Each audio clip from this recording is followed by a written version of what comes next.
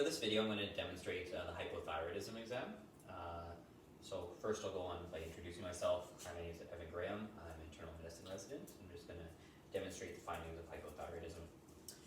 Moving on from there, I'll wash my hands, and then I just want to make sure that she's all stable and there's no acute concerns that she need acute medical care. And then going on from there, ask for vitals. In terms of vital signs for hypothyroidism, things that you can look for, so you can look for bradycardia, and then you can also look for hypertension, and so it's a diastolic hypertension with a narrow pulse pressure that you'd find. Going on from there, just on general inspection, just looking, you can look for both mental and physical sluggishness, and then just speech, if you're able to repeat to me, today is Sunday. Today is Sunday. Good. And so with hypothyroidism, what you'll note is the slow speech can be soft and quiet, and it can also be low-pitched, deep, and then it can also have a hyponasal sound to it, and that's caused by mucopolysaccharide deposition within the vocal cords. It has that finding. Moving on from there, just examining the head and neck, so looking at the hair, you can see thinning, especially at the frontal area. You can look for signs of alopecia. You can look around the eyes, and from the mixed edema, you can look for periorbital edema around the area. And then just looking at the sclera, you can look for yellowing of the sclera, and this is caused by hyperkeratemia, which is a lack of metabolism of retinol. And then you can also look for xanthelasmas, which is cholesterol deposition from dyslipidemia within the eyes that is commonly found with hypothyroidism. Moving on from there, I'll just examine the extremities.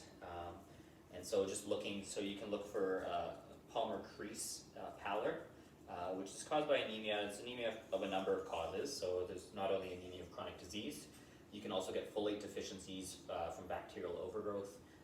You can get a vitamin B12 deficiency from a concurrent pernicious anemia, and then in females you can get menorrhagia as well from hypothyroidism that can cause that.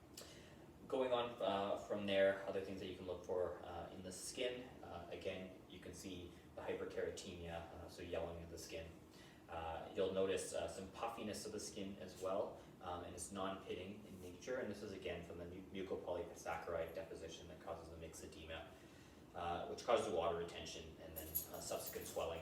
The skin is commonly coarse, and again, you can look for signs of vitiligo from other autoimmune manifestations and other kinds of hair loss as well. Going proximally from there, you can test for proximal muscle weakness, so if you could just hold your hands up, arms up, and you can just test the deltoid if there's any kind of proximal muscle weakness, and then if you can just cross your arms and just stand up without using your arms. And again, this is just testing lower extremity strength as well. From there, you can go on to listen to the heart and lungs, and so I'll just listen to your heart. And again, you want to listen in all four regions, and with the heart, you can listen for both bradycardia, and then you can also sometimes hear a muffled heart sound, which could be a sign of pericardial effusion. For the lungs, if you could just breathe in and out for me. Perfect. Great. And the biggest thing that you're listening for is you're listening down at the bases for any kind of signs of pleural effusion, and if there was any hints of that, you could go on for percussion and tactile parameters to differentiate what could be causing that in the lower regions.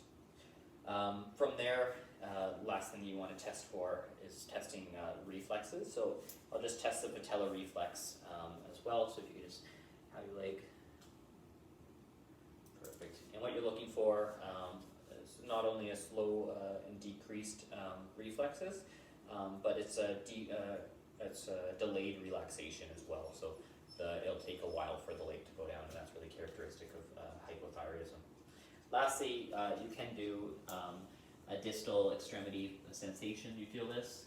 You feel this? You can test all the dermatomes and see if there's any kind of polyneuropathies. But this is relatively a rare finding as well. And that concludes the hypothyroidism